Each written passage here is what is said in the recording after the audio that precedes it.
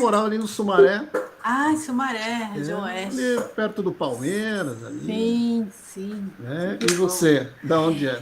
Eu sou do NASP, o NASP está na Ah, o região sul. NASP, sim, Nós sim. estamos na região sul. Eu moro no Butantã, que é região Butantã, oeste. É um pouquinho bacana. longe.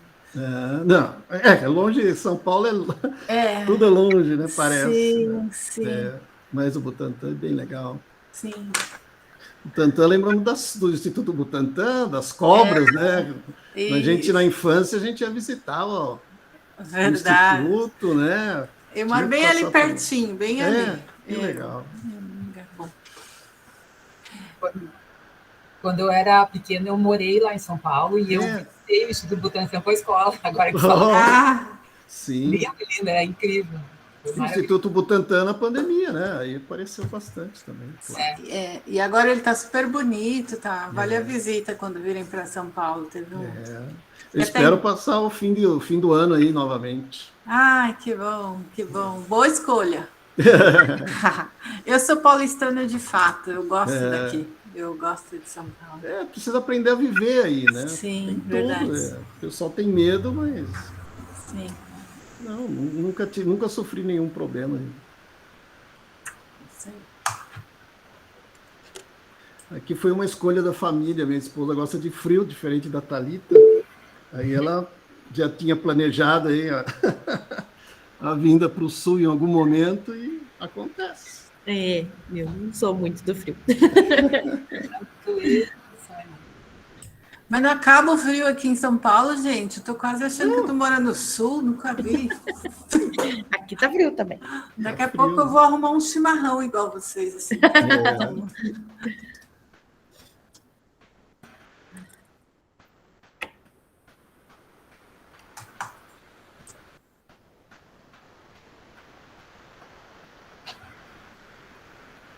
Bom, eu vou iniciar já as apresentações, que daí a gente já dá início aí na nossa mesa redonda.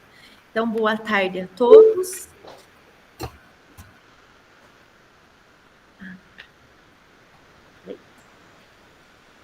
Parar de compartilhar? Deixa eu parar aqui. Aí. Então, boa tarde a todos, né? Sejam muito bem-vindos ao 5º Congresso Brasileiro Interdisciplinar de Promoção da Saúde. Eu agradeço a presença de todos vocês, né, no nosso evento. E o tema da nossa mesa hoje, né, é a promoção de saúde, felicidade e democracia na contemporaneidade, tá? Eu agradeço aos nossos palestrantes, né, que aceitaram o convite, né, os professores, doutores, a estarem presentes, né? Professora doutora Doris, professora doutora Elizabeth, professor doutor José, professora doutora Mari Lourdes, né? E aos demais que estão presentes aí, prestigiando ali a nossa mesa redonda, tá? Então, para dar início à nossa fala, tá? A nossa mesa, eu convido a professora doutora Doris Cristina Gedrati, tá? Ela é doutora e mestre em Linguística Aplicada pela Pontifícia Universidade Católica do Rio Grande do Sul, atualmente professora e pesquisadora do curso de Letras e do programa de pós-graduação em promoção da saúde da Universidade Luterana do Brasil.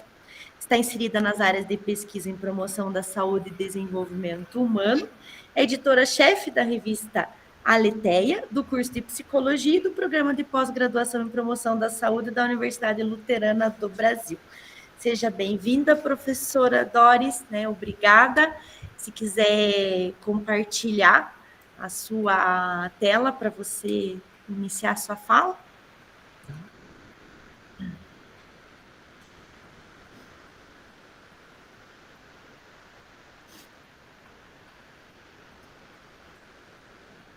Conseguem ver tranquilo aí? Sim, conseguimos ver. Então tá, muito obrigada, Thalita, pelas boas-vindas aí. Eu sou a professora Doris Gedra, da Universidade Luterana do Brasil, como ela falou, e é um grande prazer estar aqui com vocês abordando o tema da felicidade. Em primeiro lugar, eu quero passar uns versinhos de Tom e Vinícius, que eu acho muito sugestivos para este momento, que dizem assim: A felicidade é como a pluma que o vento vai levando pelo ar, voa tão leve, mas tem a vida breve, precisa que haja ventos sem parar. Felicidade, então, como sujeita às características do tempo em que vivemos, da sociedade contemporânea. E essas características vão mudando a todo tempo e funcionam como um vento que leva a felicidade, que vai se adequando também. Assim que eu vejo e é assim que eu pretendo abordar aqui com vocês. Bom, o Comte Sponville, um filósofo contemporâneo, destaca que na contemporaneidade a felicidade vem adquirindo duas novas propriedades. Ela deixou de ser tema exclusivamente filosófico e passou a ser tema científico, e passou a permear a rotina da sociedade pela associação entre ser mais feliz e adquirir determinado produto ou serviço. Isso é muito significativo na nossa sociedade, nos nossos tempos, a sociedade do hiperconsumo, segundo Lipovetsky, que coincide com um estado da economia marcado pela centralidade do consumidor. A civilização consumista, segundo esse autor, distingue-se pelo lugar central ocupado pelas aspirações de bem-estar. E há paradoxos aqui que ele menciona. Se, por um lado, desde 1975, o PIB dobrou na sociedade em geral, também nesse período o desemprego quadruplicou. Também as sociedades são cada vez mais ricas. Por outro lado, cada vez mais tem gente vivendo na precariedade para quem o dinheiro é uma mera. Então, o que seria a felicidade na sociedade do hiperconsumo? Mais dois paradoxos. Nós somos cada vez mais bem-cuidados e o número de hipocondríacos crônicos continua crescendo. Se nós buscamos incessantemente o que nos dá prazer, por outro lado, as inquietudes pessoais aumentam. Isso faz com que a sociedade do hiperconsumo também seja a sociedade da felicidade paradoxal, devido a todos esses paradoxos. Por outro lado, todo paradoxo tem dois lados, e esse também. Então, esse gosto pela frivolidade, pela facilidade, muitas pessoas consideram esses gostos como menores ou inferiores, mas nós podemos interpretar esses gostos como a busca do agradável, como a busca do prazeroso, do divertido, e isso é central no desejo humano. Assim, o Aristóteles já falava que o homem feliz tem necessidade de usufruir sem dificuldade de diferentes bens exteriores. E nós podemos ir mais longe ainda. O consumismo desenfreado se multiplica, é verdade. Por outro lado, na nossa sociedade, as pessoas têm cada vez mais oportunidade de recomeçar e depressa. Isso faz com que a sociedade do hiperconsumo possa ser vista como uma desorganização psicológica acompanhada de numerosos processos de recuperação. E nesse contexto da sociedade líquida em constante transformação, nós também podemos facilmente imaginar que a noção de felicidade também varia e muda de forma muito dinâmica. Então, o que seria felicidade e quais os termos utilizados para falar sobre ela? Como tudo, os primeiros registros sistemáticos iniciaram na Grécia, com o termo eudaimonia, que significa um bom Deus, um bom espírito, e tornou-se um conceito central para se referir à vida ideal, à vida feliz. Inclusive, para Aristóteles, a felicidade podia ser vista como prosperidade combinada com excelência, independência de vida, aproveitamento seguro no máximo de prazer, uma boa condição de propriedade e corpo, poder de proteger a propriedade e o corpo a fazer uso deles. Aqui nós vemos uma combinação entre riqueza material, segurança, independência e boa saúde. E também está implícita nessa definição a ideia de que os bens materiais não são o objetivo em si, mas sim os meios para se alcançar a felicidade. Alguns sinônimos de felicidade nos estudos, nas pesquisas, são bem-estar subjetivo, satisfação, utilidade, conforto e bem-estar. E agora eu quero passar brevemente em 3 áreas do conhecimento muito significativas para o estudo da felicidade, que trouxeram dados utilizados até hoje em larga escala nas investigações e nas pesquisas. Começando com a economia. A primeira escola moderna do pensamento econômico, liderada por Bentham e Mill, considerava a utilidade como expressão do nível de felicidade, no sentido de que uma ação é mais ou menos aprovável, pode ser aprovada, dependendo da sua tendência de levar, de propiciar que o maior número de pessoas seja feliz. Já a sociologia focaliza nas relações sociais e na maneira como as pessoas interagem em diferentes situações. O Pierre Bourdieu, por exemplo, tem o termo capital social para designar pertencimento a um grupo, que para ele é fundamental para que o sujeito se sinta feliz. A psicologia positiva foca nas experiências positivas de cunho subjetivo, como, por exemplo, bem-estar, satisfação, felicidade, otimismo e esperança. Assim, a gente pode ver que as abordagens sociológica e psicológica consideram em grau elevado a interação e a relação entre pessoas, estar junto e integrado à sociedade. Assim como a economia fala da coletividade, ela não considera a individualidade quando ela define felicidade. Também nessa perspectiva, a felicidade como ausência de aspectos negativos como ansiedade, depressão e insegurança, e Myers, um outro psicólogo, uma proporção de sentimentos positivos maior do que de negativos. Bom, agora eu pretendo compartilhar com vocês algumas informações sobre uma pesquisa que nós conduzimos sobre felicidade relacionada ao trabalho no mestrado em promoção da saúde para exemplificar uma pesquisa feita nessa área. A pesquisa contou com a nossa orientanda, a Marta, a Maria Isabel, que é minha colega, e eu como suas orientadoras.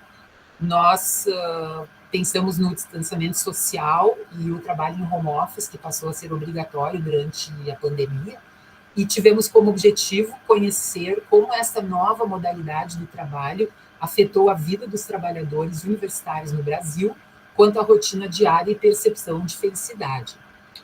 Como todos nós sabemos, e os estudos também trazem, grande parte, esses dados, o trabalho é uma poderosa ferramenta que nós temos à disposição para realizar a nossa felicidade. Porque, por um lado, ele nos propicia condições financeiras para o nosso sustento, e, por outro lado, ele nos permite desenvolver uma atividade prazerosa, que nos dê prazer, porque nós gostamos do que nós fazemos. Assim também a Carbadio, que é uma pesquisadora muito bem conceituada na área, e ela é argentina, mostra que quanto maior a satisfação no trabalho, maior a percepção de felicidade do trabalhador. Os nossos participantes foram 75 professores universitários de uma universidade que tem campo em vários estados do Brasil. Eles eram desses estados aqui e preencheram um formulário Google Forms para responder a pesquisa, foi durante a pandemia. Eles pertencem a esses cursos aqui que contemplam todas as áreas do CNPq e 53,33% deles atuam na mesma instituição há mais de 10 anos. As questões abertas sobre felicidade incluem: explique o que você entende por felicidade, como você vê a relação entre o seu trabalho e a sua felicidade. E nessa próxima lâmina, podemos ver os códigos mais representativos e o número de ocorrências nas duas categorias temáticas. Na primeira, que é o que você entende por felicidade, veio bem-estar em primeiro lugar, satisfação, saúde, paz. E na categoria temática que abordava a relação entre trabalho e felicidade, existe uma relação direta, 30 disseram, ou seja, trabalho satisfatório, maior percepção de felicidade.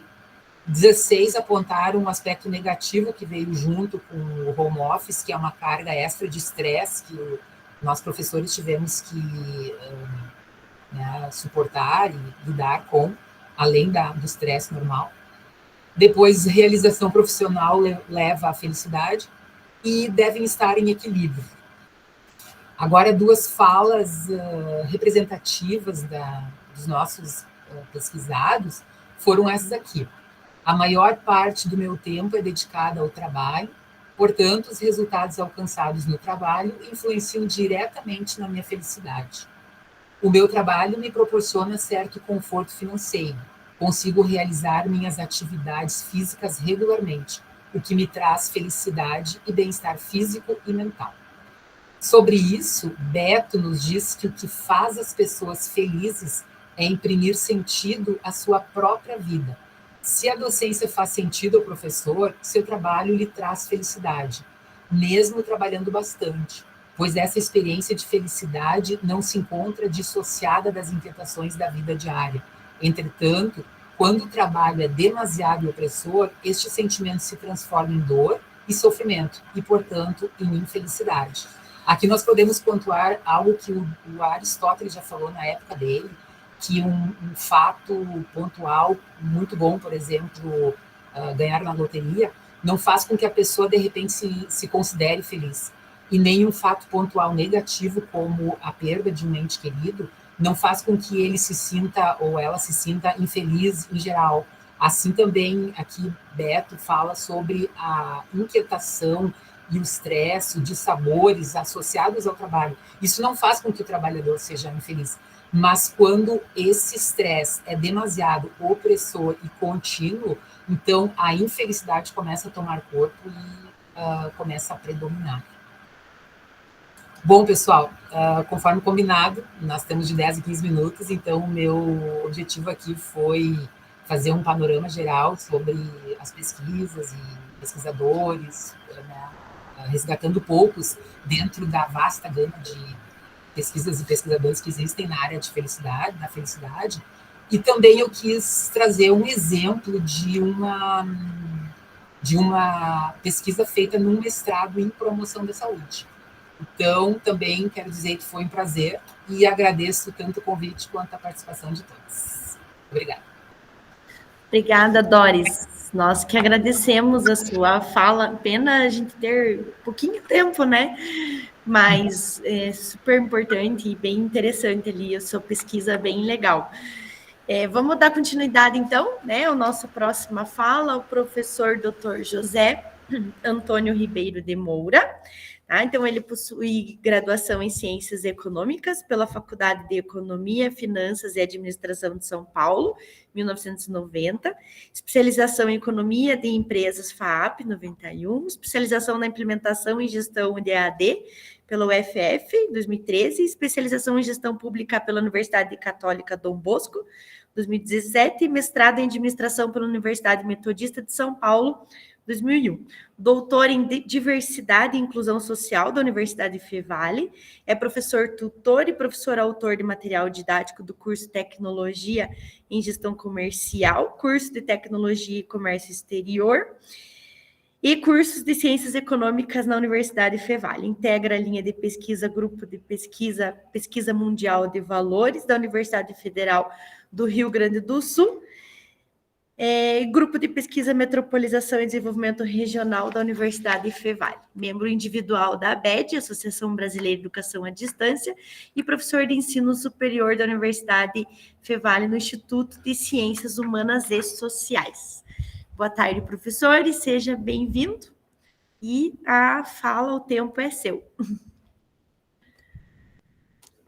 Opa, aqui o microfone, eu vou apresentar aqui, colocar minha apresentação, ver se vocês... tudo ok, deixa eu ver. É isso? Está aparecendo bem? Isso, já está aparecendo, professor. Então, tá bom. Eu também, como a professora Doris, quero fazer no tempo, né?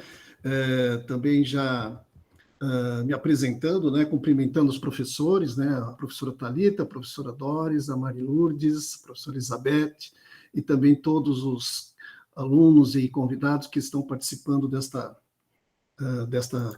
reunião, né, desta mesa, e já dizer que aqui eu vou pulando aqui, puxa, agora como é que eu vou pulando a tela aqui? Deixa eu ver aqui. Só ir passar para o lado ali, professor. Só ir passar... Veja ali se o senhor consegue. No próprio teclado seu. Ah, tá. Então, peraí. Deixa eu... Aqui tem uma... É o segundo aqui. Não. Não, o senhor desligou a câmera. Perdão.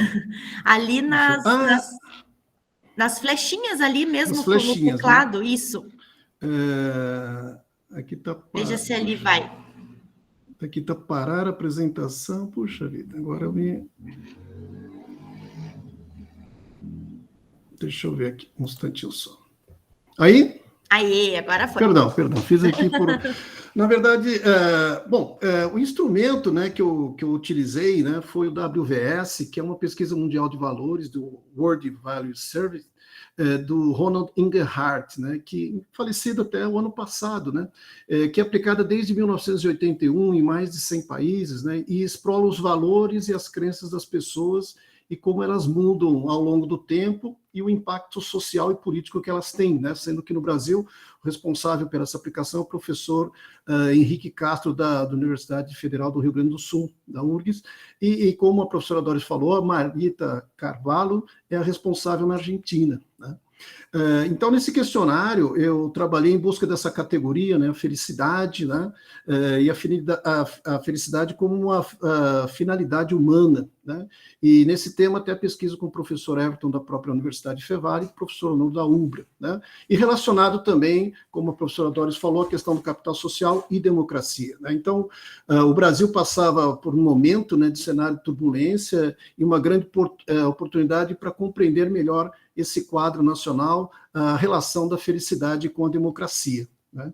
Então, a gente pode observar aí que, quanto esse quadro, vamos dizer, essa figura, né,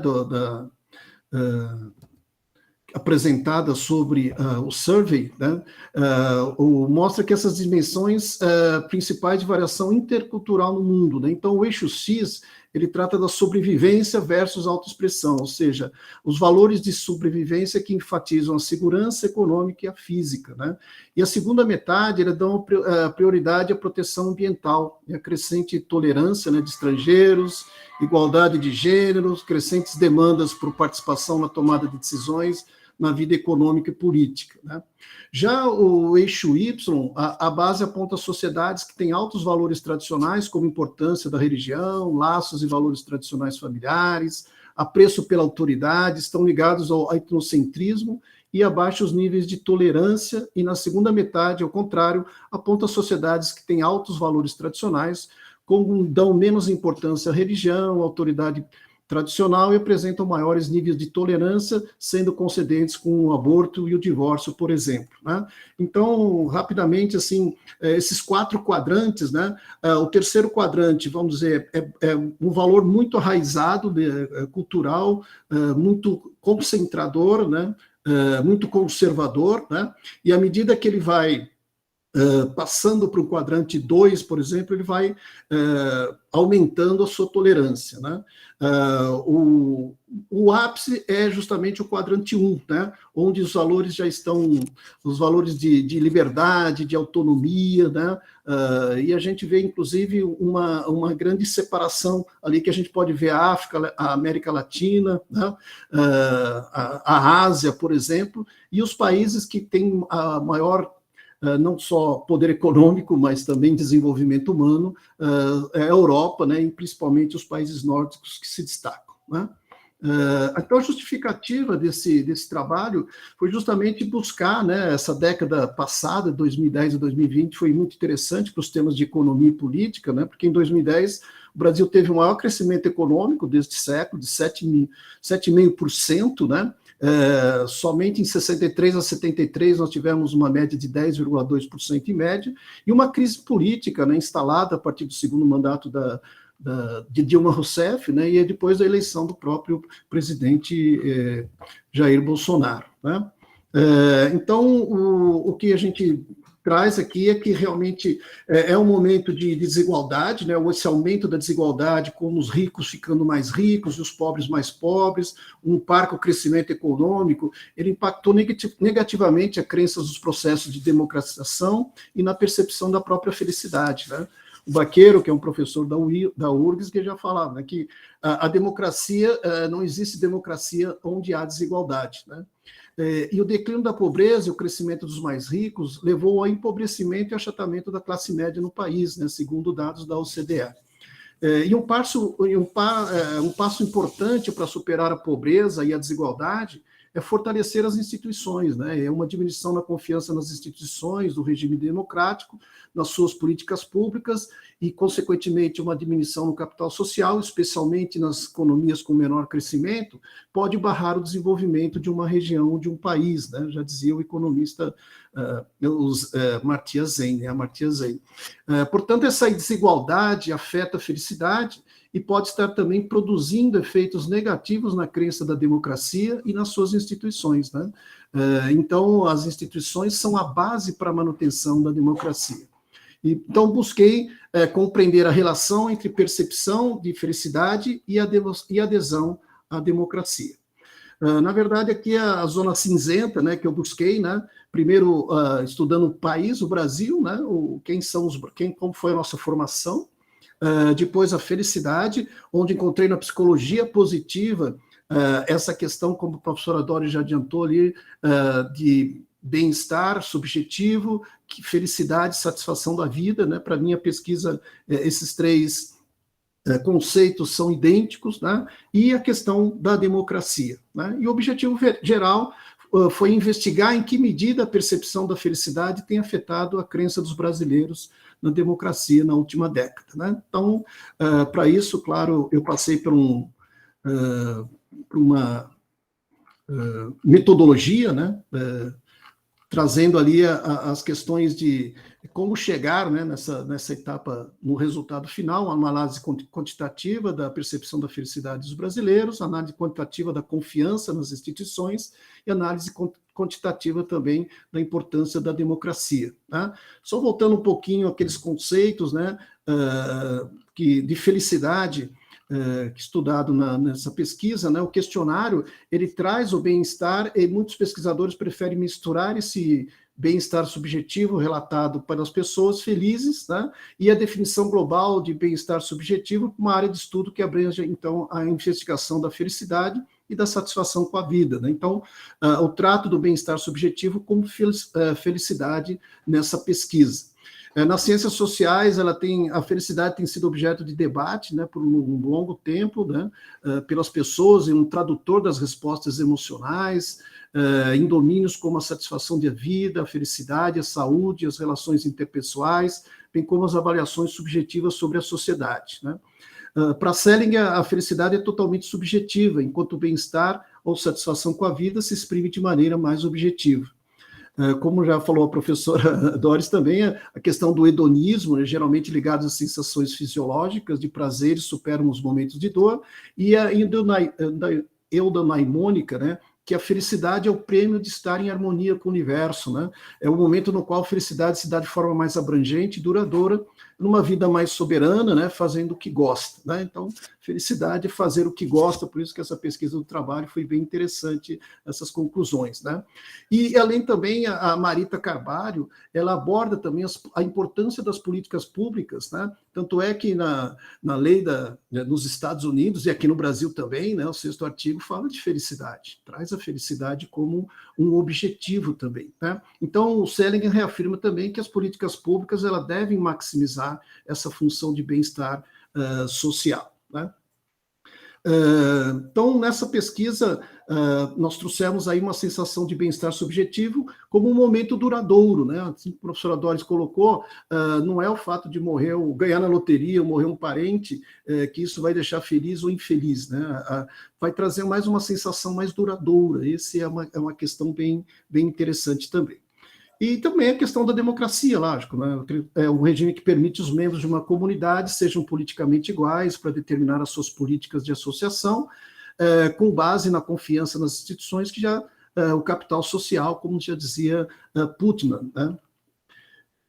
E agora, trazendo ali já a prática da análise dos resultados, né, foi encontrado nessa pesquisa que deve se perguntar inicialmente, né, se as pessoas são felizes, como elas se sentem, essas pessoas em percepção à sua felicidade, e na avaliação considerou-se que a grande maioria se sente feliz, né, houve um aumento dos brasileiros que se sente feliz, porque foi pesquisado que a gente chama de onda 2 períodos, 2010 a 2014 e 2017 a 2020. Né?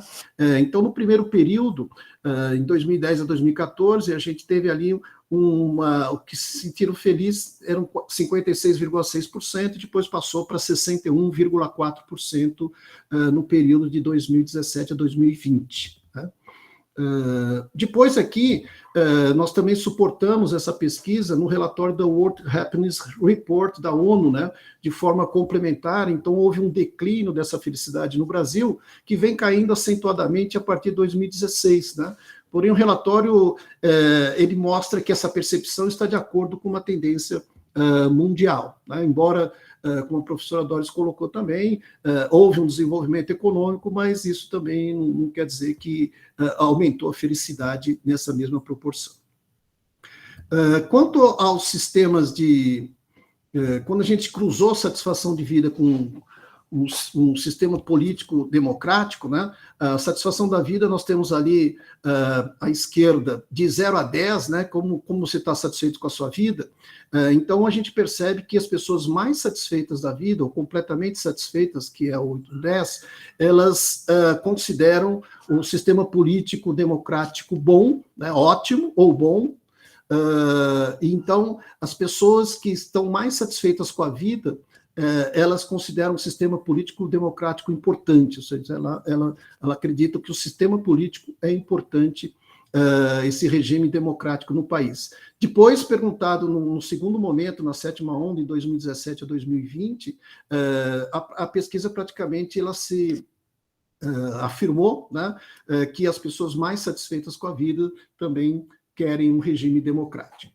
Quando a gente trata, então, a pergunta como importância da democracia, nós temos mais uma vez que as pessoas consideram, as pessoas mais satisfeitas com a vida, ou podemos falar com melhor bem-estar, ou mais felizes, elas também apresentam uma característica de importância na democracia, né? Então, os completamente satisfeitos, eles querem a democracia, né? Isso também se repetiu na pesquisa posterior, embora tenha caído de 3,02 para 2,48, mas ainda assim consideram a democracia muito importante no país. E quando perguntados por um líder forte, né, que também é uma característica, essa pesquisa mostra também que as pessoas mais satisfeitas, sim, querem um líder forte, né? Elas querem, teoricamente, um líder que resolva os problemas da nação, né? Então, essa pesquisa também ela se repetiu tanto no período 2010 a 2014, quanto também em 2017 a 2020. Também, paralelamente, né, eu não apresentei aqui, mas eu abordei com as pessoas felizes, né, se as pessoas felizes, quem eram as pessoas mais felizes ou satisfeitas com a vida, né? Então, eu coloquei ali como a renda, né, assim como a professora Doris também destacou, porque não é tendo muito dinheiro que vai ser feliz, porque se considera que até um certo nível a gente, sim, depende da renda, porque dá segurança, né? Mas depois isso não traz felicidade depois de um certo nível de renda. Então, a pesquisa concluiu que os que constituíram família se reconcebem mais felizes e satisfeitos com a vida, e no outro extremo, os solteiros se manifestaram mais infelizes e insatisfeitos na década passada, né? As análises confirmam que mais dinheiro aumenta a felicidade, mas até certo ponto, né? E as análises também evidenciaram que as pessoas com fortes crenças religiosas tendem a ser mais felizes e satisfeitas com a vida, né? Depois, na confiança das instituições, observa-se que na categoria felicidade um declínio da confiança nas instituições democráticas. As Forças Armadas se retrataram como a única instituição em que foi possível identificar diferenças significativas no grau de felicidade e confiança, ou seja, as pessoas confiam nas Forças Armadas, confiam no Judiciário em segunda instância, e depois, na categoria satisfação, quando relacionada com a confiança nas instituições democráticas, foi possível concluir que, à medida que cresce a satisfação com a vida, os brasileiros fortalecem a confiança nas instituições, contudo, pouca significância para os partidos políticos. E, por fim, né, verificou-se uma queda na associação entre felicidade e satisfação com a vida, quando relacionados a ter um sistema político democrático, né, isso vem caindo, e quando levantamos esses fenômenos com a importância da democracia, apuramos uma correlação que, embora significativa, apresentou-se também fraca. Né. Existe uma relação, sim, que as pessoas felizes ou de bem com a vida, né, bem-estar e satisfeitas com a vida, querem a democracia, né? Com base na empiria disponibilizada pelos dados, né, pelo instrumento, a partir de um olhar teórico associado à felicidade e democracia nas análises, pode-se afirmar que o declínio da felicidade no país na década tem afetado diretamente a crença na democracia e em suas instituições. Esse foi, de certa forma, a conclusão que eu cheguei nessa pesquisa. É claro que dentro do tempo, para depois a gente falar um pouco mais necessário, né? Então, agradeço o convite por compartilhar esse benemérito evento, né? Parabéns, Thalita. Estou com um sentimento agradável e deve ser felicidade. E aí está meu contato. Obrigado. Obrigada, professor. Muito legal, né? Muito interessante, bem ali. Até achei super interessante a parte dos solteiros ali da sua. Eu levei um susto a hora, mas bem interessante sua pesquisa. Parabéns, obrigada pela presença, pela fala, por compartilhar conosco.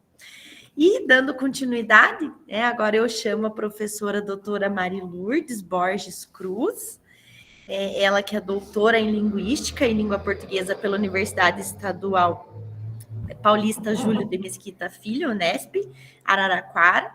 Na área da análise do discurso, a tese tematiza o diálogo com gêneros discursivos nas esferas jornalística, científica e pedagógica. Mestre em Linguística pela Universidade de Franca, dissertação de mestrado desenvolvida na área de análise do discurso, que tem por tema também a construção do sentido, dialogismo e da cena enunciativa. Especialista em língua portuguesa e literatura pela Universidade de Franca, especialista em neuroaprendizagem pelas faculdades metropolitanas, graduada em letras com habilitação em literatura pela Universidade de Franca e graduada em pedagogia pela Universidade de Franca. Atualmente é docente permanente dos programas de pós-graduação, mestrado e doutorado em linguística, linha de pesquisa, processos e práticas textuais, caracterizações e abordagens teóricas, e programa pós-graduação em promoção da saúde, onde a sua linha de pesquisa é políticas e práticas em promoção da saúde e ambientes, tecnologias e sustentabilidade em promoção da saúde, da Universidade de Franca.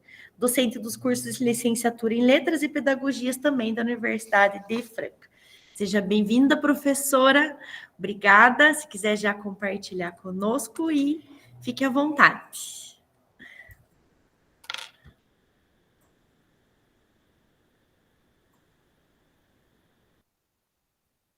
Acho que seu microfone está desligado, professora. Agora vocês me ouvem, né? Agora vocês sim. já visualizam também a apresentação? Sim, já visualizamos e agora lhe ouvimos. Tá ótimo. Então, vamos lá.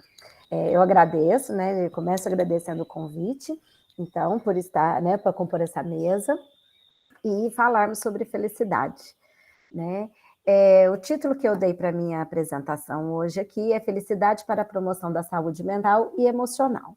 Inicialmente, eu quero falar, né, que eu coordeno um laboratório na universidade, que ele chama Laboad, que é um laboratório de análise dialógica do discurso, linguagem e comunicação na produção do sentido.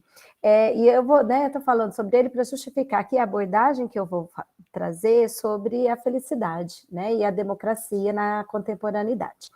Então, eu desenvolvo todas as minhas pesquisas, né, tanto na linguística quanto na promoção da saúde, sobre o desenvolvimento da linguagem e do discurso, né, para os atos comunicativos e na busca de produção de sentidos que motivam ações para a formação tanto profissional quanto para uma educação de qualidade sustentável. E a minha base teórica, né, de investigação são os estudos bakhtinianos, tá? Então, o objetivo, né, da minha fala aqui hoje é, primeiramente, mostrar como uma sociedade letrada competente nas práticas de leitura constrói uma sociedade democrática e sustentável na contemporaneidade. Também refletir como a leitura e a literatura contribuem à felicidade e ao bem-estar, promovendo a saúde mental e emocional do indivíduo e da sociedade. E, por fim, né, é analisar como, então, a leitura e a literatura respondem à Agenda 2030. No aspecto das práticas de leitura, né, que como o meu foco é sempre olhar a linguagem, então o desenvolvimento da competência leitora, né, ela é muito importante. Então, falar em uma sociedade letrada não é meramente falar em uma sociedade alfabetizada. O letramento está associado à competência leitora, ou seja, a competência em se comunicar por meio da oralidade e da escrita de forma eficaz. E aí eu trouxe uma charge aqui, né, que mostra essa evolução dos elementos de comunicação e que requer, então, dos indivíduos, né, da sociedade, competências para se adaptar aos novos mecanismos de comunicação. Se você não tem cidadãos habilitados a essa competência, né, a essas habilidades, eles se sentem infelizes, porque eles não se inserem em algumas práticas de comunicação. E no aspecto, então, né, da leitura e da literatura, é possível, né, quando a gente fala assim, em habilitar, né, na educação básica, a gente está formando cidadãos para um mercado de trabalho, né, cidadãos para viver em sociedade, ele vai ter que desenvolver competência para ler o mundo. E hoje a gente vê uma falha, né, no processo educacional para gerar essa habilidade. Então, além de adquirir habilidades de leitura em diferentes gêneros, né, que são as práticas de comunicação em todos os atos, né, que nós estamos inseridos, é preciso observar os procedimentos, então, linguísticos, né, e como a linguagem se organiza com os diferentes interlocutores. Quando eu falo em procedimentos linguísticos, eu não estou falando só, né, da aquisição mesmo, da gramática, né, da estrutura da língua, mas os elementos linguísticos que são fundamentais para os atos de comunicação. Então, aqui eu trago, né, algumas perspectivas de estudo que nós estamos desenvolvendo aqui, né, com os meus alunos. Então, uma é olhar para a linguagem do aplicativo Universo Prematuro, que, né, eu coloquei aqui o desenho dele, é um aplicativo para a prematuridade, então, para as mães, né, orientar, apoiar, dar também outras informações. Então, o que a gente tem olhado para esse aplicativo, que é um aplicativo aqui da Universidade de Franca, né, criado pela professora Marisa? Olhar se essa linguagem do aplicativo atende a essas mães que vão fazer uso deles, porque nós temos mães de escolaridades diferentes. Então, a linguagem é acessível. Então, pensando, né, nesse aspecto da felicidade, quando o sujeito se vê competente para se comunicar, né, ele se torna um sujeito feliz, porque ele atinge a sua ideia, né, a sua intenção nas práticas de comunicação. Desenvolvemos também uma outra pesquisa sobre a linguagem da dor. Então, não é só medir a dor ou localizar a dor, mas como essa dor se manifesta em cada, né, paciente. Então, na perspectiva da fisioterapia, para melhor atender esse paciente, é preciso que haja uma comunicação mais eficaz entre o fisioterapeuta e o paciente. Então, a linguagem, ela é muito importante. E aí, o fisioterapeuta precisa ter competência, né, habilidade para ler aquela, né, manifestação que o paciente traz, que muitas vezes não está só no aspecto verbal, mas ele se apresenta também no não verbal, né? E uma outra pesquisa desenvolvida também comigo é a linguagem do guia alimentar, porque aí é na linha da nutrição, né, do nutricionista, e para ver, existe um guia alimentar, mas ele orienta a quem pela linguagem que ele traz, né? Então, como ler esses documentos que são formativos, informativos, mas se eu não tenho uma habilidade leitora para isso? E um outro aspecto agora, né, pensando na literatura, né, que ao meu ver, né, minha formação também, ela trata, né, ela serve como um elemento de terapêutico. Então, a literatura, ela centra-se numa linguagem artística, né, em que o leitor experimenta a catarse, que é o estranhamento, que vai modificar a sua forma de ver o mundo, de compreender a si mesmo, né? Então, por meio da literatura, como manifestação artística literária, é possível conhecer o outro e a si mesmo, né, o espaço tanto do presente, quanto do passado e quanto do futuro. Então, falar na linguagem literária, né, não é só no aspecto da leitura, mas da escrita também, porque o sujeito que escreve literatura é um recurso de felicidade, né? Muitas vezes, assim, os teóricos, né, e os críticos da literatura também vão apontar que muitos escritores escrevem para aliviar a dor. Então, gera uma felicidade porque ele sai daquela angústia que ele tem, seja ela interna ou seja ela do que ele vê sobre o mundo, né? Então, ele precisa explanar. Então, nada melhor do que a linguagem para a gente se libertar e mostrar, né, as nossas reações, as nossas experiências no mundo.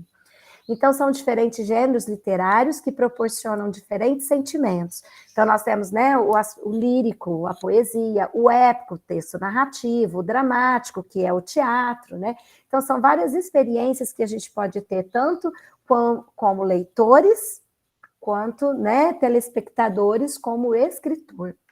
Então, ler e escrever ficção é uma forma de experienciar sensações e acalentar o espírito. E isso vai gerar felicidade, né? E aí eu trouxe aqui para ilustrar, né? Gostei da professora Doris, que começou com um texto poético, né? Então, aqui eu trouxe um soneto da Flor Bela, que ela diz nesse ato mesmo de produzir, né? Então, o que gera uma felicidade em produzir um texto? Então, ela diz que ser poeta é um ser mais alto, é ser maior do que os homens. Morder como quem beija é ser mendigo e dar como quem seja rei do reino de aquém e além dor. Então, ó, ir além da dor, né? Então, é ter de mil desejos o esplendor. Então, olha a satisfação, né? E não saber sequer que se deseja. É ter cá dentro um astro que flameja, é ter garras e asas de condor. Então, a liberdade, né? Então, é ter fome, é ter sede de infinito, por elmo as manhãs de ouro e de cetim. É condensar-se o mundo num só grito. É te amar-se assim, é perdidamente, é ser e almas e sangue e vida em mim e dizê-lo cantando a toda a gente. Então, quem tem a prática da escrita, né, seja ela qualquer gênero, mas o gênero, né, artístico, literário, é aquele que vai carregar mais sensações, mais sentimentos. E aí, você, né, por mais que, às vezes, né, na sua interioridade haja uma infelicidade, ao pôr isso no papel, né, é dizê-lo cantando a toda a gente, né? Então, acho isso muito catártico, né? Deixa eu passar. E trouxe aqui também uma frase do Mário Quintana, né, que define a felicidade. Então, de forma artística, né, literária, então, da felicidade, quantas vezes a gente, em busca de ventura, procede tal e qual o avozinho infeliz?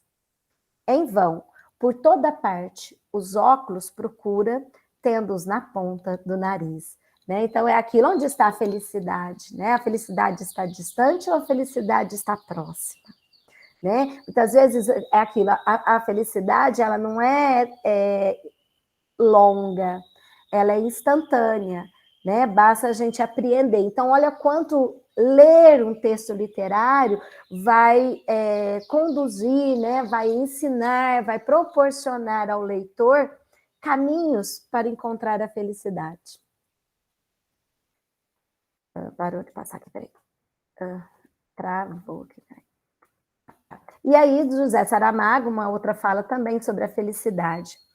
Eu não gosto de falar de felicidade, mas sim de harmonia. Viver em harmonia com a nossa própria consciência, com o nosso meio envolvente, com a pessoa de quem se gosta, com os amigos. A harmonia é compatível com a indignidade e a luta. A felicidade não, a felicidade é egoísta, né? Então, é interessante aqui a reflexão que ele traz sobre, né? A felicidade é egoísta porque ela é individualista, né? Mas a harmonia é social, né? Ela é compartilhada. Então, o quanto o discurso literário pode gerar conhecimento.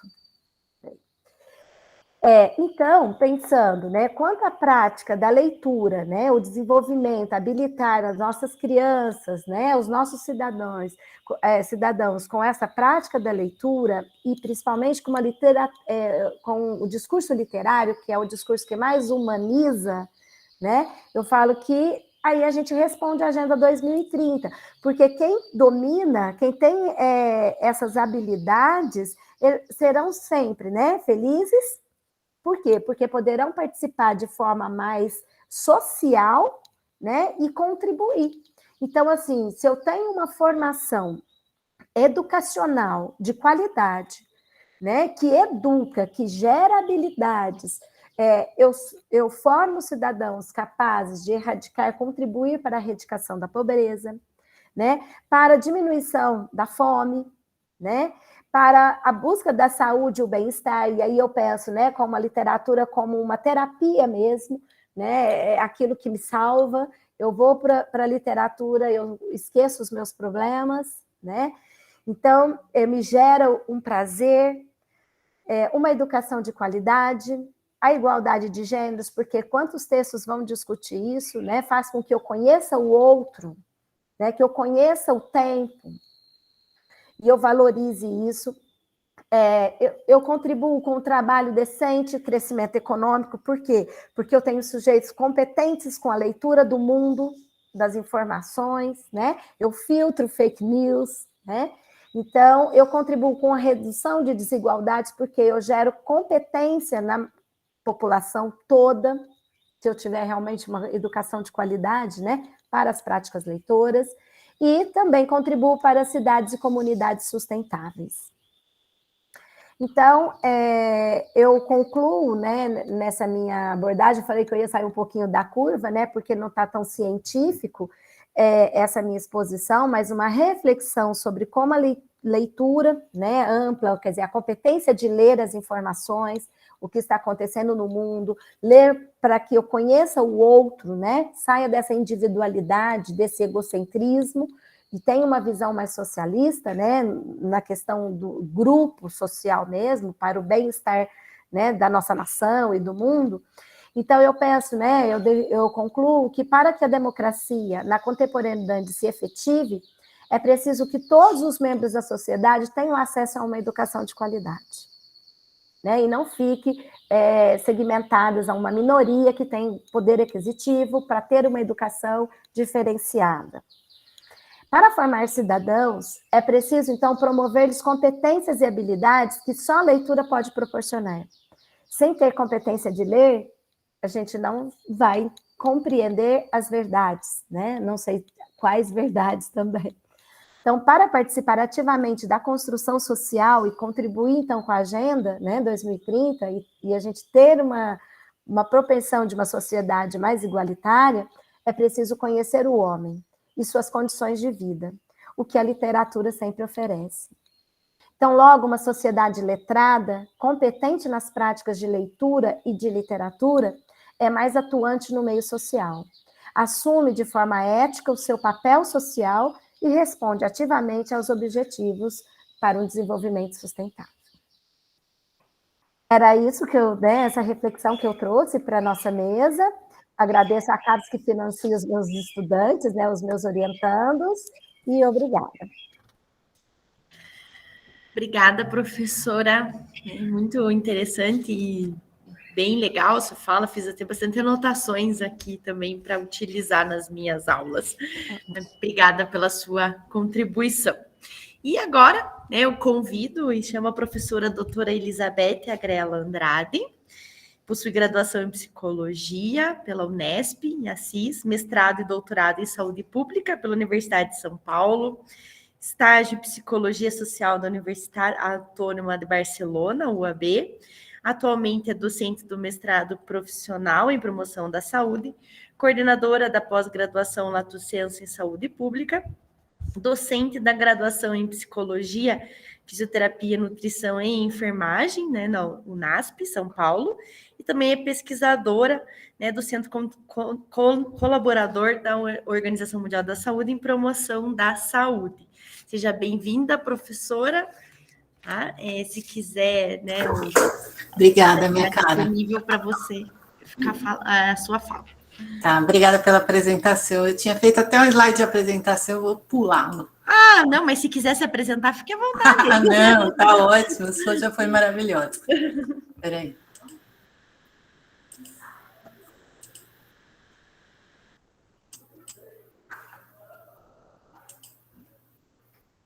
Vem?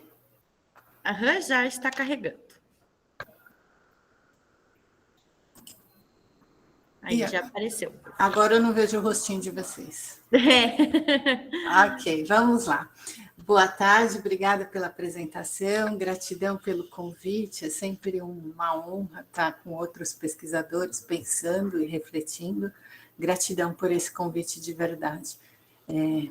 Em tempos tão corridos, parar para refletir não está sendo tão fácil como gostaríamos. Obrigada. Bom, de onde eu falo, meus caros?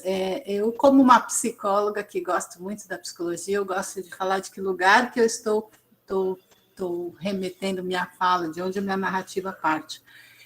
Eu sou psicóloga e eu gostei demais que vocês trouxeram a psicologia como uma das referências importantes. Eu venho estudando essas discussões que os senhores trouxeram, gosto delas. Eu sou pesquisadora do CPDOC, onde a gente vem estudando o referencial da promoção da saúde há muito tempo. E toda a minha apresentação ela vai ser muito pautada no referencial da promoção da saúde. Vamos lá. Eu faço parte de um grupo de pesquisas onde a gente vem pensar quais são as contribuições da psicologia na construção de ações promotoras da saúde. Faço parte de uma equipe bem linda aqui do UNASP, do mestrado em promoção da saúde, e então vamos falar um pouquinho desse lugar aí que eu estou ocupando no cenário atual. Bom, antes de mais nada, eu acho importante a gente definir de que promoção da saúde que eu estou partindo, de que estou trabalhando. Eu venho falar com vocês a partir da Política Nacional de Promoção da Saúde, que foi construída em 2006 e revista em 2014. Eu trouxe o objetivo principal, apesar de certamente ser conhecido de todos vocês, que todos estão inseridos no mestrado em promoção da saúde, mas considero importante lembrar dele nessa mesa tão importante. Promover a equidade, a melhoria das condições de modos de viver, ampliando as potencialidades da saúde individual e coletiva e reduzindo vulnerabilidades e riscos à saúde decorrentes dos determinantes sociais, econômicos, políticos, culturais e ambientais. Ou seja, a gente vai falar de uma promoção da saúde que considera os determinantes sociais da saúde como fundamentais para a potencialização da saúde em territórios. Bem, dentro da política nacional, se nós pegarmos seus valores principais, o segundo valor, ele traz em discussão o conceito de felicidade, que é um dos tópicos da mesa. Na política nacional, a felicidade, enquanto autopercepção de satisfação construída nas relações entre sujeitos e coletivos, que contribui na capacidade de decisão, como aproveitar a vida, como se tornar ator partícipe da construção de projetos e intervenções comuns para a superação das dificuldades individuais e coletivas. A partir do reconhecimento, então, das potencialidades. Considero isso bastante importante, porque tem uma definição de felicidade aqui, que ela vai partir do que o sujeito entende por ser feliz ou não. Bom, por que a gente vem tanto trabalhando com essa discussão da promoção da saúde? A pandemia, que a gente tem uma tendência a esquecer que ela já passou porque foi tão difícil, mas ela ainda tem muita coisa acontecendo, reflexo dessa. E ela mostrou para a gente, de alguma forma, que a gente precisa unir esforços para a construção de ambientes que tragam saúde à população. há um artigo bastante interessante, onde ele vai discutir que a promoção da saúde pode ser, sim, essencial nesse momento pós-pandêmico, porque ele traz valores como intersetorialidade, sustentabilidade, empoderamento, participação, equidade e perspectivas de vida. Ou seja, o referencial da promoção da saúde nessa construção de conceito de felicidade, de respeito à diversidade, considerando as desigualdades, pode ser uma ferramenta importante para pensar esse contexto pós-pandêmico. Bom, mas e essa tal felicidade? As colegas trouxeram a poesia e eu sou muito fã dela, adoro a flor dela, obrigada, foi uma delícia ouvi-la. Mas ela sempre, a gente remete à poesia, né? Eu queria trazer um pouquinho a discussão de felicidade no campo da saúde, especialmente porque eu sou da saúde pública, eu sou especialista na área da saúde pública. Para um autor chamado José Ricardo Aires, que eu recomendo a leitura para quem tiver interesse, ele traz uma discussão muito legal. Ele diz o seguinte: primeiro, que nós não vivemos sozinhos. Por isso, a felicidade é um ideal eminentemente político, ou seja, a partir de nossas intervenções, reconstruímos o tempo todo, histórico e socialmente, os conteúdos concretos do que cada um de nós vai entender por felicidade. No campo da saúde, as práticas de saúde humanizada são uma grande defesa no nosso cenário, onde os profissionais, os serviços, os programas de saúde estejam mais sensíveis e mais responsivos ao sucesso de práticas de suas ações, ou seja, que as suas intervenções caminhem para o projeto de felicidade das pessoas a qual essa ação é destinada. Ou seja, o nosso grande trabalho na saúde é contribuir para esse projeto de felicidade de cada sujeito. E, nesse sentido, a gente trabalha com uma definição de saúde que eu gosto bastante, que é desse mesmo autor. Ele diz assim: a busca contínua e socialmente compartilhada de meios para evitar, manejar ou superar de modo conveniente os processos de adoecimento, encontrados por indivíduos e coletividades, a realizações de seus projetos de felicidade, o que ele entende por felicidade. Num outro caminho, um outro psicanalista bastante interessante, e a psicologia me ajuda muito nessa reflexão, ele vai trazer mais uma discussão importante no campo da saúde para nossas discussões. Em contexto de tanta desigualdade, violências e iniquidades, falar de alegria ou felicidade parece ser uma tarefa quase impossível. No entanto, por ser tão difícil esse cenário, talvez seja muito necessário a gente trazer essa discussão. Embasado no Gabriel Tardi, que é um outro pesquisador bastante interessante, ele traz o seguinte: parece que todas as necessidades dos homens são negativas hoje. Eles têm por objetivo a supressão do sofrimento, tais como a fome, a sede, o frio, todas de natureza orgânica, ou então de privações da ordem intelectual, a ignorância, por exemplo. A nossa questão é como é que a gente traz à tona, então, parece que as pessoas só são refletidas a partir do que as falta. A discussão que esse autor vai trazer é como é que a gente traz essa discussão de felicidade ou de alegria nesse discurso contemporâneo, onde a gente vem discutindo muito essa coisa do diversionismo, da ideia do consumismo que a professora trouxe lá no começo, onde o consumo é a forma de criar o canal de felicidade, ou ainda como instrumentalização dessa alegria como pão e circo. Ele faz uma pergunta muito séria: como é que a gente discute a noção de felicidade distante dessa construção quase romantizada de que todos nós somos felizes o tempo inteiro, mesmo em cenários tão contrastantes. E essa dona democracia, que foi o tema que vocês nos convidaram a pensar, um tema tão difícil, eu pensava assim, falei, gente, cada um deles é uma discussão, promoção da saúde, felicidade e democracia. Bom, dessa democracia, como na saúde a gente vem pensando, e eu venho pensando em minhas pesquisas, pensar em democracia é considerar então a saúde como um direito, considerar que todos os sujeitos enquanto sujeito de remete então à função do Estado. Se o sujeito tem o direito, logicamente, como consequência, o Estado tem a obrigação de gerenciar e de entregar políticas públicas que respeitem a diversidade de cada sujeito. E nós, enquanto profissionais, enquanto gestores, nós temos, então, essa responsabilidade pelo lugar que nós ocupamos. Ao assumir a saúde como um direito, o desafio, então, é produzir gestões democráticas, fomentando, de fato, a participação social, para que nossos usuários tragam contribuições para repensar e reorganizar suas ações. Nesse sentido, quando a gente vai pensar em democracia no campo da saúde, a gestão pode ser democrática, também pensar na mobilização de mecanismos de inclusão de grupos sociais tradicionalmente excluídos, como negro, indígenas, quilombolas, pessoas com necessidades especiais. Ou seja, é função da saúde trazer essa população excluída quando a gente trabalha com democracia. Se é democrático, então todos têm direito, todos de fato, não aqueles que têm acesso com maior facilidade a bens e serviços. Nesse sentido, a gente precisa pensar que... eu vou pular esse aqui, e a gente vai pensar um pouco nisso. Para pensar democracia, para pensar felicidade no campo da saúde, a gente vai entender que a promoção da saúde pode ser uma ferramenta interessante, como aquele autor disse.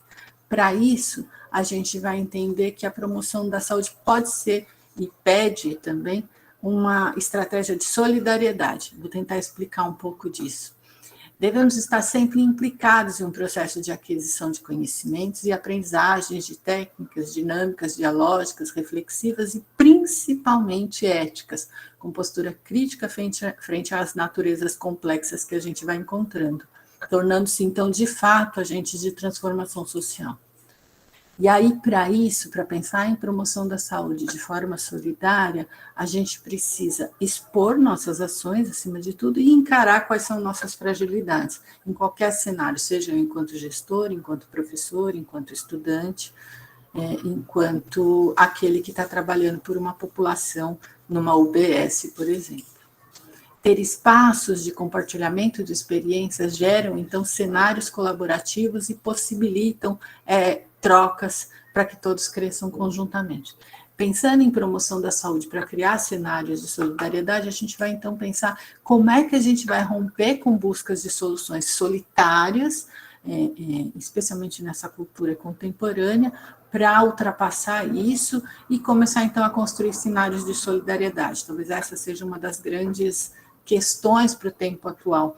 O Bauman, quando faz algumas discussões, ele traz que talvez uma das possíveis soluções para a sociedade contemporânea, essa sociedade do consumo, a líquida e tudo mais, seja o conceito de solidariedade.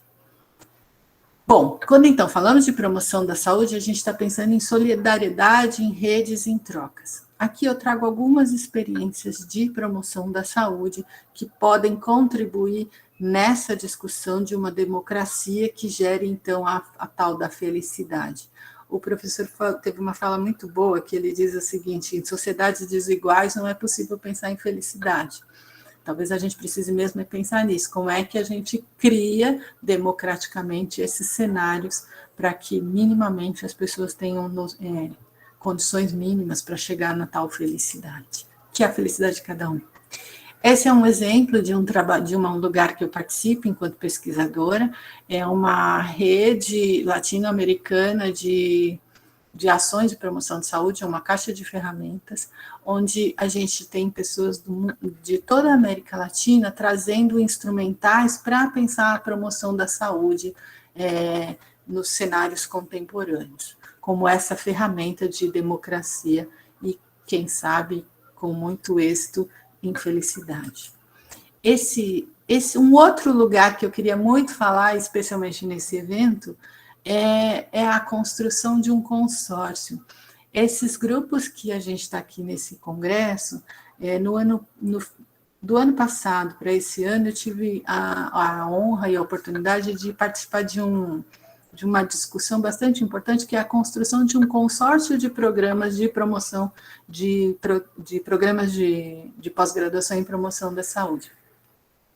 E aí eu acabei liderando a construção de um artigo, de um capítulo de um livro, onde todos nós, de alguma forma, as coordenadoras de todos os cursos foram muito solidárias, já que esse é o termo, em compartilhar suas experiências, em trazer quais eram os desafios, em pensar quais eram as potencialidades desses programas de trabalho para a gente, de fato, então, formar profissionais promotores da saúde. Isso gerou como consequência um capítulo de um livro que foi lançado num Congresso Internacional de Promoção da Saúde, e foi uma experiência bastante interessante no sentido de pensar a solidariedade como uma estratégia promotora da saúde e, consequentemente, para uma construção mais democrática, quiçá feliz.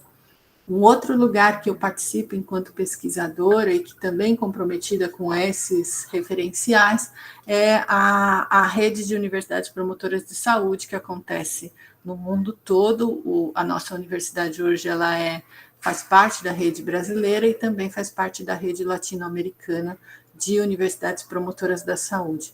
Tem alguns outros cursos daqui que também são, acho que a Unifran, Unicesumar, se eu não me engano. Que fazem parte dessa rede, que fazem parte desses lugares de pensar solidariedade, a questão de trocas, de encontros, para como é que a gente torna um mundo mais democrático e feliz. Um outro lugar que eu considero bastante interessante para pensar a promoção da saúde nessa ideia de lugares democráticos, de construção de democracia, são os congressos. Esse ano a gente teve uma quantidade maravilhosa de congressos, e olha que a gente mais um, depois de uma pandemia que a gente ficou tanto tempo fechado. Esses lugares são muito importantes para a gente criar essas sinergias e esses espaços de encontro. Enquanto pesquisadora também, só para falar um pouquinho, a gente construiu uma pesquisa aqui no território, pensando no conceito de salutogênese, que foi encontrar o que na região nossa, isso aqui demandaria uma discussão maior, mas eu vou ser bem enxuta, a gente tentou buscar no território quais eram os equipamentos públicos que traziam alguma qualidade de vida para essas pessoas, alguma que permitiam, que facilitariam o acesso democrático a alguns bens e serviços. Nós fizemos um mapeamento disso, nós reconhecemos quais eram as potencialidades e dificuldades, e finalmente a gente criou um simpósio onde os profissionais de saúde vieram para a universidade para contar dessas experiências. E, finalmente, eu fecho mesmo a minha apresentação com essa discussão que eu fui construindo para o encontro com vocês. Quando a gente pensa em promoção da saúde, felicidade, democracia no contexto contemporâneo, a questão que fica daqui é, quando todos temos acesso a bens e serviços, como disse a professora sobre o letramento, nossos direitos garantidos, nossa diversidade respeitada, quando tudo isso está, de alguma forma, contemplado, isso vai gerar isso vai criar um cenário para que as pessoas possam, de fato, então, ter a liberdade para ela inventar-se, para ela constituir-se e gerar o que ela entende no contexto dela, no circuito que ela vive, o que ela entende por felicidade. Acho que isso resume um pouco da concepção que eu queria trazer para os senhores. Bom, de toda forma, agradeço demais o encontro. Ser 15 minutos para mim é uma dificuldade enorme. Aqui fica o meu contato, caso a gente queira e possa conversar um pouquinho mais. Muito obrigada. Obrigada, professora. Acho que os 15 minutos é uma dificuldade para todos nós, ainda mais docentes, né? Sim, e é muito complexo, os temas são muito complexos, é difícil sintetizar. Sim, com certeza, agradeço. Tem uma perguntinha no chat que eu vou fazer ali para a senhora, que a Juliana colocou, a Juliana Magalhães. Sim. Ela colocou ali no finalzinho já da sua fala, daí eu esperei a senhora terminar para colocar. Ela perguntou, professora Elizabeth, como Bauman associa o conceito de uma sociedade líquida como busca de sentimentos e sensações de forma efêmera e o consumismo? Puxa vida, Juliana, a gente podia ficar conversando umas horas aqui agora, hein? O Bauman é um autor muito complexo e ele traz uma discussão de que quanto mais formos solidários, pensando, por exemplo, solidariedade no sentido de você ser mais compartilhar saberes, não ser mais tão competitivo, não precisar consumir tanto, ou seja, você vai contra essa maré do consumo. Para isso, você precisa de ser mais voluntário com as pessoas, mais solidário no sentido de maior troca com, e não competitividade. Na verdade, a gente está falando o tempo inteiro de uma relação não competitiva, e por isso mais solidária. A ideia para esse autor, e tem alguns livros bem legais dele nesse sentido, é de que a gente, ao gerar uma sociedade um pouco menos preocupada, vamos dizer assim, com essa ideia de que o consumo gera felicidade, a gente gera sociedades que vão para um jardim construir, vão fazer uma praça ficar melhor, por exemplo. Estou só brincando com o autor. Mas se eu trabalho com a noção de promoção da saúde, de que todos têm o direito a lazer, por exemplo, então todos nós vamos para uma praça pública para melhorar aquela praça, para que todos nós tenhamos acesso, de fato, a bens e serviços que promovam a saúde e, quiçás, tomara que gere felicidade nesse grupo de pessoas. É nesse sentido. Juliana, esse a gente pode conversar um tempão. Desculpa, Thalita, ali, o Engelhardt, né, ele fala que a sociedade pós-materialista, né, que realmente é esse que eu mostrei que está lá no primeiro quadrante, né, que são o desenvolvimento humano, né?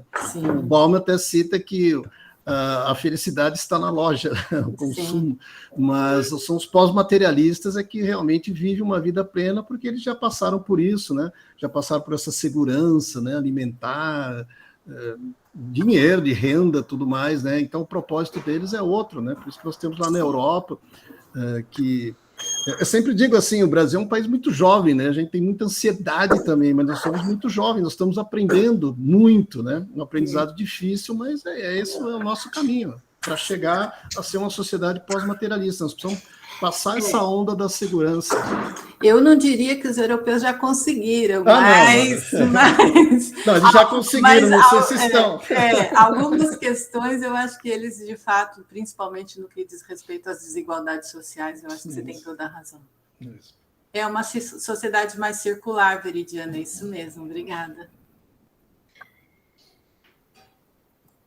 Pois eu posso dialogar aqui? Pode. A Juliana também, se quiser abrir o microfone e falar.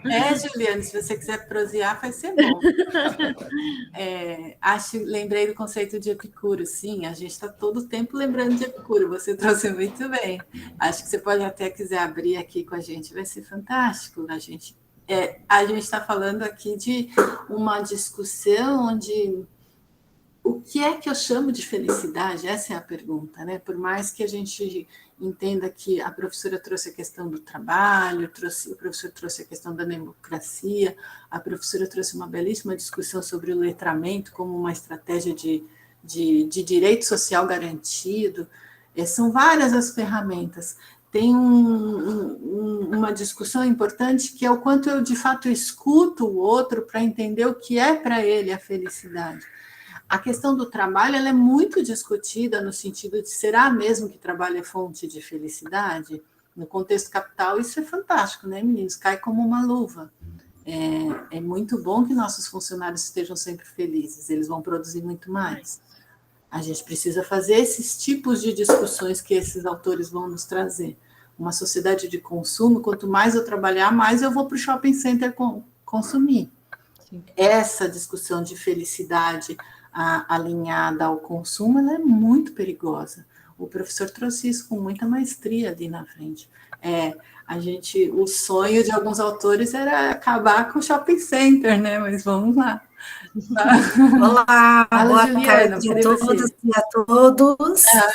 Desculpe, né? Boa tarde. Intrometer assim, mas é que a discussão Imagina, eu ia abrir para perguntas, aí você já fala. E o professor Dr. José trouxe a relação hoje da felicidade ou do trabalho num contexto, né, de precarização das nossas relações de trabalho.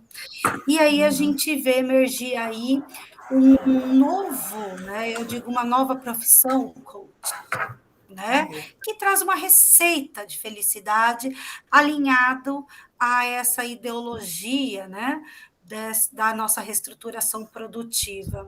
Como o senhor vê, professor? Olha, eu gostei, assim, a professora Elizabeth traz a questão da pandemia, Thalita, a área da saúde, né?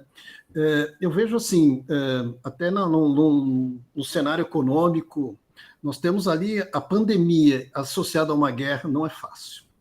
Não é fácil. Né? A questão do emprego, né? Nós temos ali estudos que mostram que 80% dos empregos que existem hoje, dos trabalhos, dos cargos, não existirão em 2050. Né? Serão criados novos. Né? Sempre, a gente está sempre, todo dia, falando de alguma coisa de economia criativa. Né? Então, essa questão de ser feliz no trabalho já é um grande ganho. Né? Feliz no trabalho, assim, estar bem, né? Se sentir bem, esse conceito, claro, de felicidade, satisfação com a vida, bem-estar subjetivo, a gente sempre tem essa questão muito próxima, né?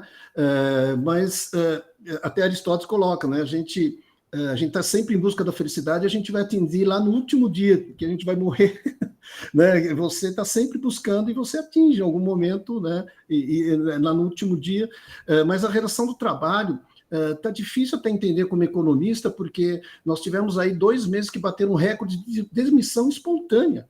As pessoas se demitiram do trabalho para criar o seu próprio emprego, ou para trabalhar remotamente, buscar outro emprego, uma criação de MEIs, né, muito, muito grande, microempreendedores, de trabalhar agora com pessoa jurídica. Essa relação do trabalho, até a professora Doris, né, que também apresentou aí os dados, pode complementar com maestria, né? Mas eu vejo assim a relação da felicidade no trabalho é excelente, porque eu vejo assim a satisfação com a vida, eu estou satisfeito no meu emprego, isso me traz sim felicidade no sentido de eu estar bem, né?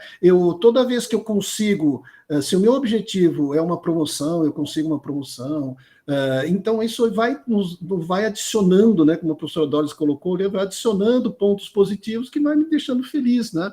Então, é importante a gente estar bem, sim, a relação no trabalho. Bom, não sei se a professora Doris quer complementar alguma coisa, se eu respondi também, Juliana, eu contento, que posso...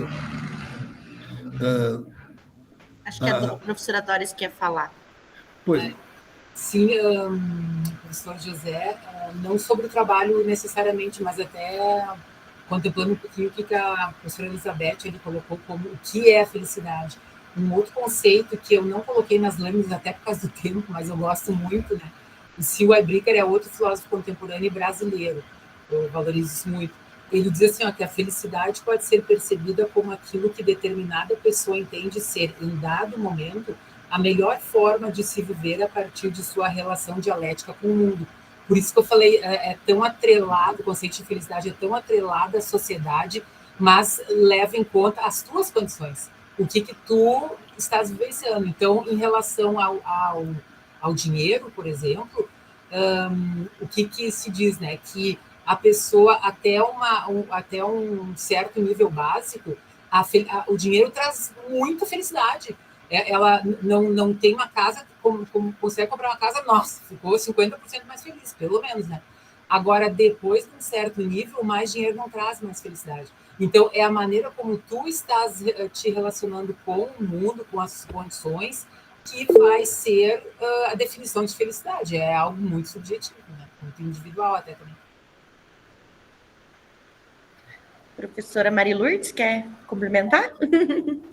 Eu quero complementar e dizer assim, essa mesa foi muito rica, né? Como até houveram comentários, mas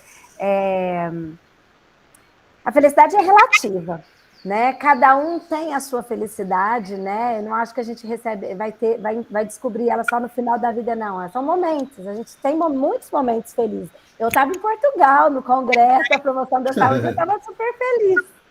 Voltei para trabalhar. Mas, assim, Então, são vários momentos, cada um compreende, né, e vai sentir. Então, assim, é relação de trabalho, é uma relação de consumo, é uma relação de vida afetiva, né, ser solteiro ou ser casado, é tudo muito relativo e em cada momento da vida a gente tem uma necessidade de felicidade, né? Então, assim, nós vivemos em busca dela, né? Eu acho que a gente tem momentos felizes, e eu achei assim, essa mesa muito interessante pelas diferentes perspectivas. Eu acho que isso é que é enriquecedor, porque não tem definições, né? Então, N estudos, N pesquisas, mas o que é? Não, é justamente de acordo com o ponto de vista, né? Do lugar que se está. Então, eu acho assim, é uma mesa rica, todos aqui estamos trabalhando na promoção da saúde, né? Então, buscando o mecanismo de promover saúde, a partir, né, promovendo saúde, acreditamos estar promovendo felicidade, aquele que adquire saúde, que é o princípio da felicidade, é estar bem, né? Então, ter o bem-estar, eu falo, às vezes as pessoas perguntam, mas você só fica em casa, você fica estudando, né? Você não sai, mas isso me faz feliz. Faz feliz o outro que gosta de sair, conversar, então, né, beber. Então, assim, eu acho que é isso. Nós estamos promovendo saúde, trabalhando com a promoção, pensando na saúde, que é gerar o bem-estar e acreditando que gerando bem-estar estamos gerando felicidade. Não, então, eu acho que essas cifras diferentes foi muito enriquecedora. É só um complemento, tá? A questão, eu concordo, né? O Verhoeven coloca assim, olha, a felicidade é subjetiva. É que no meu instrumento está bem-estar subjetivo, né? E a satisfação da vida já é uma coisa mais objetiva, mais duradoura, vamos dizer assim. Eu estou bem no meu trabalho, eu fiz os meus objetivos, meu objetivo é esse, eu alcancei, estou satisfeito, né? Agora, sim, a felicidade é bem subjetiva, né? Muito subjetiva. Tem vários conceitos, assim como democracia também tem vários conceitos. É bem interessante. E o acesso a serviços, ele é democrático, ele traz isso, né? A fala do letramento me chama muita atenção nesse sentido, que ela é importante. Na psicologia, a gente vem defendendo que a felicidade não tem lugar, que ela pode ser em qualquer lugar. Eu posso agora, nesse exato momento, ter um bom diálogo com os senhores e achar que está me trazendo felicidade. O meu filho, que estava doente o dia todo, ele está bem, me traz felicidade. A gente fica nessa ideia vã, que é de achar que ela está lá na casa do outro, está nas redes sociais. A gente podia fazer uma mesa só de redes sociais e felicidade. Que aí, Juliana, o negócio ia pegar, para pegar a discussão lá do coach que você trouxe, o que as redes sociais estão trazendo nesse conceito de felicidade, de acesso a serviços. Hoje todo mundo tem que ter a camisa X, que é um modelo de consumo, um modelo de funcionamento, para ser feliz. Se você não tiver a camisa da marca X, dependendo da sua faixa etária, como a Marluz colocou, hoje eu posso usar Hering, eu posso usar qualquer marca, mas os meninos lá dos 14 anos querem a marca X, porque ela que vai ser sinônimo de felicidade para aquele sujeito naquela fase da vida dele. Então, realmente é bem complexo, e as redes sociais vêm ajudando nesse infelicitar-se, né? Porque ela vai gerando um cenário que é distante do real. Perfeito. Juliana, quer complementar? Ou perguntar, enfim, não sei. Não, a professora Elizabeth trouxe muito bem, e até uma forma da gente pensar num conceito que as redes sociais, né, hoje traz essa abordagem de a necessidade de estarmos sempre felizes, né, de buscarmos aí o equilíbrio, o que entra até hoje a felicidade tóxica, né, que o pessoal aí coloca. Né, daquele momento que a gente busca de uma autorreflexão, de você não se sentir bem, não tem que se sentir bem, então toda forma, né, animada, e aí você começa a se colocar como se não fazendo parte, né, dessa sociedade. E isso, né, a gente vê aí uma série de transtornos e um consumo também de psicotrópicos, né, tudo isso. Então, é um olhar, né, mesmo para a totalidade. Acho que a professora Doris colocou, né, a felicidade agora deixa, né, de ser desse plano do sentimento, né, do irracional para o plano científico, né? Sim. Que a professora Doris colocou no início. E entender aí nessa perspectiva da felicidade no âmbito coletivo, né? Até que ponto. E outro aspecto que eu gostaria de mencionar sobre a felicidade relativa também, acho que é o Ruth Beethoven, né, José? Não sei se eu sei que tu estudas ele fala sobre isso e que uma conquista traz felicidade, mas aquilo ali mexe com todos os nossos objetivos e ambições. E daí a felicidade relativa também é a ambição. E novamente no momento da vida. Então, isso, porque nós também vamos evoluir no sentido de querermos cada vez mais. Isso acontece tanto com a renda quanto com outras conquistas, como a Juliana disse, né, Juliana? Conquistar, não sei agora se foi a Juliana, conquistar, assim, eu queria ser chefe de departamento, no caso, né? Assim, tipo, numa universidade, por exemplo. Daí a pessoa vira chefe de departamento, mas daí ela gostaria de ser pró-reitora, né? E, então, a relatividade nesse sentido também é bem significativa das pesquisas sobre felicidade. Que bom. E só para pegar o coaching, Juliana, que você trouxe, esse para mim é um problemão, Juliana, que a gente está encontrando hoje. A gente criou, assim como a gente quer comprar coisas prontinhas e resolvidas, a gente também quer comprar receitas prontas, né? E o coaching tem uma tendência a ser esse rápido, esse fast food aí, e a gente já está começando a perceber que não é tão simples assim.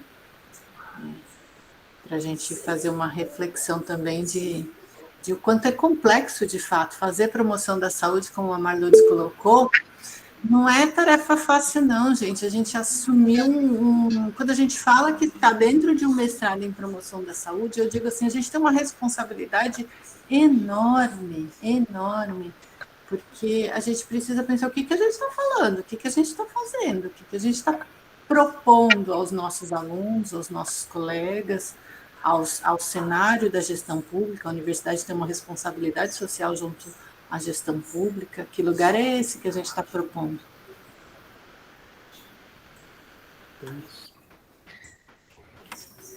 Perfeito, é isso mesmo. Fica a reflexão, né, para pensarmos. Eu agradeço, né, a presença de vocês, por vocês terem aceitado o nosso convite. Foi extremamente enriquecedor, né? Pena a gente não ter aí a tarde inteira para conseguir, né, dialogar e discutir. Agradeço, foi muito bom mesmo. Eu vou só passar uns recadinhos, né, para o pessoal, para os participantes do evento, né? Lembrando vocês que então hoje à noite, né, e os nossos palestrantes estão convidados a assistir, né? Nós temos a nossa palestra de abertura às 19 horas, tá? Então é com o doutor Hélio, tá? Um GOT do Ministério da Saúde, daí é no canal do YouTube, onde o link foi enviado, né? Ou tem no site do Congresso mesmo disponível, tá bom? Então, agradeço a presença de todos.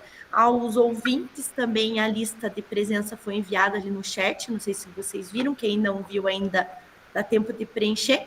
Aos nossos palestrantes, novamente agradeço, né, a presença, a fala de vocês e compartilhar com a gente esse momento e as pesquisas.